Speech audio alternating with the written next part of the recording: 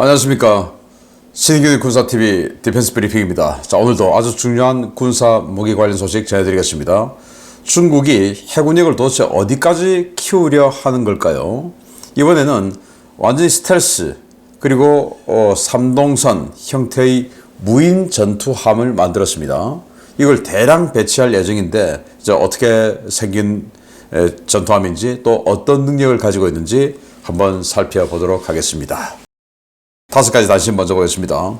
미 공군 장관은 차세대 공중급유기가 예산 문제로 난관에 부딪혔다라고 하면서 또 이 사업을 자를 그런 가능성을 내비쳤고, 여기에서부터 보잉이 파업 여파로 KC-46A 공중급유기 생산 차질을 빚고 있다라는 소식까지 보겠습니다. 첫 번째입니다. 예산 문제를 제기하며 미 공군의 차세대 무기체계 사업들을 하나 둘씩 박살내고 있는 프랭크 캔달 미 공군 장관이 이번에는 차세대 공중급유기 사업에 대한 문제 제기를 들고 나왔습니다. 스텔스 설계를 도입해 전투 공역과 가까운 곳에서도 공중급유를 제공할 수 있는 차세대 공중급유 시스템 NGAS가 예산 부족으로 개발이 어려울 수도 있다는 발언이 나왔습니다. 일본 육상자위대가 260여 대를 도입할 예정인 16식 기동 전투차를 이용한 파생형 개발과 배치를 서두르고 있습니다. 육자대가 16식 장갑차의 차체를 이용해 30mm 기관 포탑을 얹은 차륜형 보병 전투장갑차 버전인 24식 장갑차와 120mm 반자동 박격포를 탑재한 24식 자주 박격포를 제식 채용하고 대량 도입에 나선다는 소식입니다. 미 육군의 차세대 공중기동 항공기인 플라 사업에서 승리한 벨 텍스트론이 캔자스주 위치타에 생산 라인을 세우고 이곳에서 시제기와 양산기를 생산하겠다고 밝혔습니다.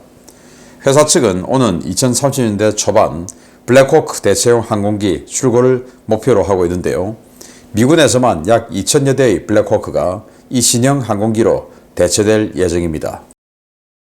독일과 합작으로 차세대 해상 초계기를 개발하려던 프랑스가 독일의 포세이돈 초계기 도입에 따라 독자 모델 개발에 나서기로 했습니다.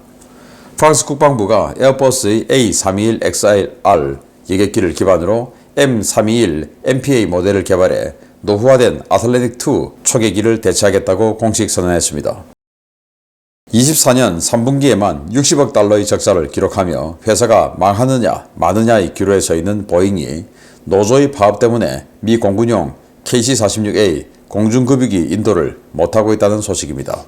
지난 11월 6일부로 파업은 종료됐지만 노조원들이 정상 업무 복귀를 거부하고 있어 이번 회계 연도 시작 6주가 넘도록 단 한 대의 KC-46A도 출고하지 못했다고 보잉이 밝혔습니다. 네, 미국이 공중급유기 사업을 X, Y, Z 이렇게 세 가지로 나눠서 하는데 여기에서 이제 KCX가 바로 저 마지막에 말씀드릴 KC-46 그 사업이죠. 그리고 또 그 차세대 사업으로 또 KCY가 있는데 이건 아직 기존 결정도 안 됐고, 그리고 KCZ로 스텔스 공중급유기를 만드는 겁니다. 스텔스 전투기가 적진에 들어가려 하는데, 자, 이 스텔스 전투기를 급유해주는 급유기가 스텔스가 아니면 급유기 여러 대가 뭐 뭉쳐서 이렇게 어떤 공격에 작전하고 있으면 저기 입장에서 야, 공중급유기 저기 잔뜩 몰려 있으니까 근데 다른 비행기는 안 보여. 자, 그러면 여기에서 스텔스기가 급유받고 있다는 거 아니겠습니까? 자, 그러면 여기에서 전투행동 반경 뭐 한 1000km 이내 우리가 공격받을 가능성이 있다. 판단할 수 있겠죠. 자, 그러면 여기에 카운터 스텔스 레이더 집중 조사해. 자, 이렇게 될 수 있겠죠. 그래서 급유해주는 급유기마저도 스텔스가 되어야 적들이 스텔스기들이 대규모로 급유받으면서 장거리 작전한다. 못 알겠죠. 자, 그래서 그런 것들을 위해서 이렇게 스텔스 공중급유기를 개발하는 사업, 그걸 공군 장관이 예산 문제로 난관에 부딪혔다라고 하면서 또 잘라버릴 그런 가능성을 내비쳤는데, 아마도 트럼프 행정부가 들어오면 트럼프 행정부는 중국에 대한 이 군사적 압박 그리고 강력한 군사력에 의한 국제질서 확립 이런 것들을 기초로 내걸고 있기 때문에 이런 거 다 살아날 가능성이 있습니다. 이 공군 장관이 NGAD 그러니까 6세대 전투기 사업도 지금 날려버리고 뭐 이런 상황 아닙니까? 그래서 지금 현재는 아직은 바이든 정부이기 때문에 이걸 지금 날려버릴 가능성에 대해서 언급했어요. 자, 그러면 미국은 장거리 타격 전력 상당 어떤 그 능력으로 다운되게 되겠죠. 그러면 중국이 좋아하겠죠. 그러면 안 되죠.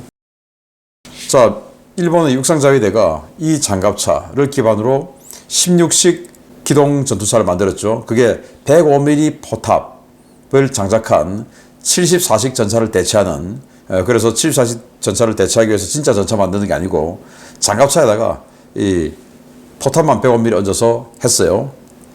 그걸 260대 하는데 그 차체를 활용해서 보병 전투차 30mm 부시마스터 기관포 이거 장착해서 보병 전투차, 그리고 또 여기다가 120mm 후장식 박격포 여기 장착해서 자주 박격포 이렇게 대량 생산하자라고 결정했다고 하는데, 자, 후장식 박격포를 개발한다 라는 소식을 들으니까 부럽습니다. 우리는 지금도 전장식 박격포를 뭐 최신형 박격포다 하고 새로 만들었죠.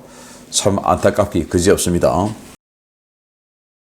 자, 벨과 텍스트론이 이 캔자스에서 위치타라고 하는 곳에 공장을 만들었고, 이 벨 텍스트론이 플라 사업에서 승리를 했죠. 바로 V280 벨러인데, 자, 이겁니다.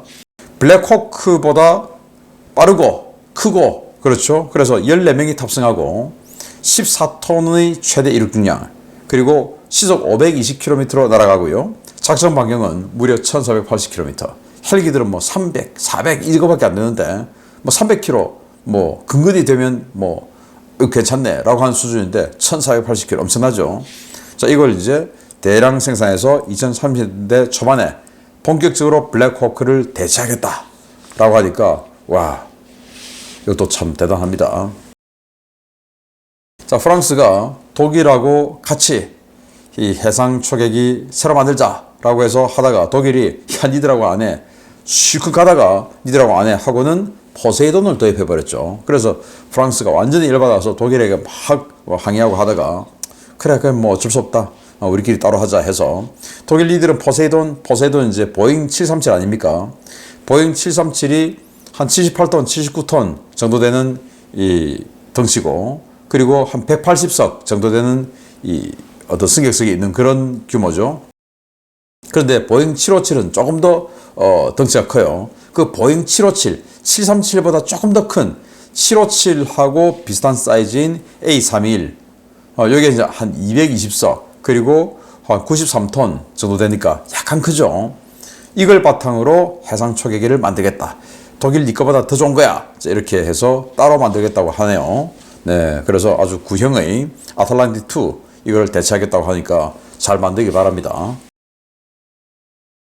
보잉 정말 참 기가 차죠. 뭐 저희 젊을 때만 하더라도 국내선이든 국제선이든 이 비행기를 타면 거의 대부분 보잉이었어요. 그런데 요즘은 국내선 비행기를 타도 에어버스 A320 뭐 이런 것들 더 자주 봅니다. 그만큼 이제 보잉 비행기가 신뢰성을 잃었다, 시장을 뺏겼다, 이렇게 볼 수 있는데, 자, 이런 여파가 아닌가. 파업을 해요. 엄청나게 파업했죠. 회사는 지금 계속 적자를 보고 있는데 지난 3분기에만 60억 달러 적자를 했어요. 얼마나 큰 적자입니까? 그런데도 불구하고 노조가 파업을 했습니다. 파업해서 46%, 48% 이렇게 기본급을 올려달라고 했어요. 말이 안 되죠. 그래서 바이든 정부가 중간에 들어와서 중재를 했는데 그 중재 결과가 뭐냐? 기본급 38% 인상해줘라. 네. 그리고 매년 4% 성과급 지급해줘라. 퇴직금 추가 지급 그것도 요구 들어줘라. 이렇게 중재를 해줬어요. 이게 뭐 회사를 망하게 하는 중재인지 뭔지 알 수 없지만 이러다 보니까 보잉이 점점 나락으로 가는데, 자, 그렇게 해서 파업이 끝났으면 빨리 와서 일해야 되죠. 그런데 지금도 아직도 정상 업무 복귀를 거부하고 있어서 이 KC-46A 공중급유기가 납품이 안 되고 있다라는 건데 참 기가 찹니다. 우리나라 민노총의 모 노조 파트를 보는 그런 느낌이 확 드는데요. 회사가 망하든지 말든지 우리만 이 고용 세습하고 우리만 돈 더 받고 뭐 이런 것들 우리 한국 이 노조에 많이 보고 있죠. 참 기가 차는 상황입니다. 중요 소식 들어가겠습니다. 중국이 최근 광저우 조선소에서 식별된 신형 스텔스 3동선형 전투함을 주하이 에어쇼에서 전격 공개했습니다. 사면 고정형 위상 배열 레이더와 수직 발사관, 추가 무장 탑재 공간까지 갖추고 있는데 이 신형 전투함이 02형 미사일 고속정을 대체할 것이라는 관측이 나오고 있습니다. 최근 중선 중공 광저우 룽쉐 조선소에서 발견돼 화제를 모았던 자리 A 무인 수상정이 지난 11월 9일 출항해 주하이로 이동했으며 이번 주하이 에어쇼 기간에서 일반 대중에 공개됐습니다. 중국이 공개한 자리 A는 길이 58m, 배수량 500톤급의 3동선형 무인 수상 전투함으로 사면 고정형 위상 배열 레이더와 전자전 장비, 위성 통신 시스템을 탑재하고 있으며 8셀의 미사일 수직 발사기와 추가 무장 탑재 공간을 가지고 있어 배수량 대비 상당한 전투력을 가지고 있다는 평가를 받고 있습니다. 중국은 이 전투함의 수직 발사관에 어떤 무장이 탑재되는지 여부는 공개하지 않았는데요. 위상 배열 레이더가 탑재되어 있기 때문에 HHQ-16이나 HHQ-9과 같은 중거리 함대공 미사일, YJ-18 초음속 함대함 미사일 등이 탑재될 가능성이 높은 것으로 전해졌습니다. 이 전투함은 3동선 전체의 장점을 이용해 양현에 컨테이너 미사일 발사기를 추가로 설치할 수 있고 무인 수상 헬기는 물론 한미에서 크레인을 이용해 무인 수중정을 운용할 수도 있는데요. 이 때문에 이 전투함은 대공, 대함, 대잠전을 모두 수행할 수 있는 다목적 전투함으로 기존의 02형 미사일 고속정을 대체할 것이라는 관측이 나오고 있습니다. 현용 주력 미사일 고속정인 022형은 스텔스 설계가 도입된 쌍동선형 전투함으로 현재 60여 척이 배치되어 있는데요. 중국은 022형의 대체 전력으로 056형을 대량 도입했지만 영해 구단선 선언으로 인해 크게 넓어진 작전 수역을 효과적으로 관리하기 위해 무인화된 신형 전투함 도입을 추진해온 바 있습니다. 중국이 이 스텔스 무인 전투함을 대량 건조할 경우 남중국해는 물론 서해에서도 이 무인 전투함을 이용한 물량 공세가 우려되는데요. 우리 해군 이렇게 급변하고 있는 주변 안보 위협에 대한 대책은 가지고 있는지 모르겠습니다. 네, 이 배인데요. 참 미래지향적으로 전위적으로 생겼습니다. 여기에 수직발사관 8개를 이 위에 얹고 그리고 무인 헬리콥터죠. UAV, 헬리콥터식 UAV 이거 얹고요. 그리고 뒷부분에 자 이런 식으로 공간을 넣어서 여기에다가 무인 잠수정 뭐 이런 것까지 넣겠다. 운영하겠다라는 건데 공간이 꽤 넓습니다. 그래서 이런 3동선형, 동체가 3개다라는 거죠. 3동선형 전체이기 때문에 공간 확보, 내파성 이런 것들이 꽤 뛰어나죠. 자, 동영상 보시겠는데요. 보고 계신데 이 작은 덩치, 500톤에 불과한 덩치임에도 불구하고 듀얼 밴드, 사면 고정 위상 배열 레이더, 탐지 능력이 좋죠. 그리고 사람이 안 타기 때문에 승조원 거주 공간이 필요 없어서 더욱더 어떤 공간 활용도가 높아지겠죠. 그리고 혹시나 해서 이 조타실 쪽은 또 사람이 타서 직접 조타할 수도 있어요. 이런 능력. 그래서 이 배가 동중국해, 남중국해 여기에서 주로 작전하기 위해서 개발된 배인데 022형을 대체하기 위해서 한다라는 거예요. 자, 그런데 이 022형이 바로 이겁니다. 220톤짜리. 요거 중국이 60척을 만들었어요.